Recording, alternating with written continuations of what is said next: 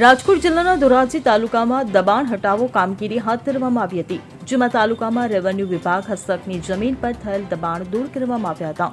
બહારપુરા વિસ્તારમાં ઉર્ષ મેળાના ગ્રાઉન્ડમાં સ્ક્રેપના ધંધાર્થીઓએ લારી અને કેબિન મૂકી અને ગેરકાયદેસર રીતે દબાણ કર્યું હતું.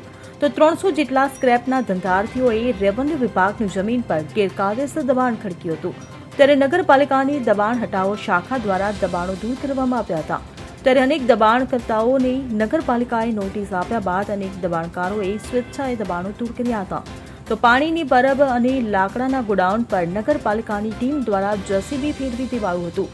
રેવન્યુ વિભાગની 17,000 ચોરસ મીટર જેટલી જમીન પર થયેલ દબાણ દૂર કરી 18 કરોડ 70 લાખ રૂપિયાની જમીન ખુલ્લી કરવામાં આવી હતી. આ કામગીરી દરમિયાન ડેપ્યુટી કલેક્ટર, મામલતદાર, ચીફ ઓફિસર અને પોલીસ અધિકારીની હાજરીમાં નગરપાલિકાના 100 જેટલા કર્મચારીઓ જોડાયા હતા. અલ્પેશ ત્રિવેદી સાથે CN24 ન્યૂઝ, ધોરાજી. હવે જુઓ દેશ દુનિયાની તમામ ખબરો તમારી આંગળીના ટેરવે. ઉઠાવો મોબાઈલ અને Google Play Store પરથી ડાઉનલોડ કરો અમારી CN24 ન્યૂઝ મોબાઈલ એપ.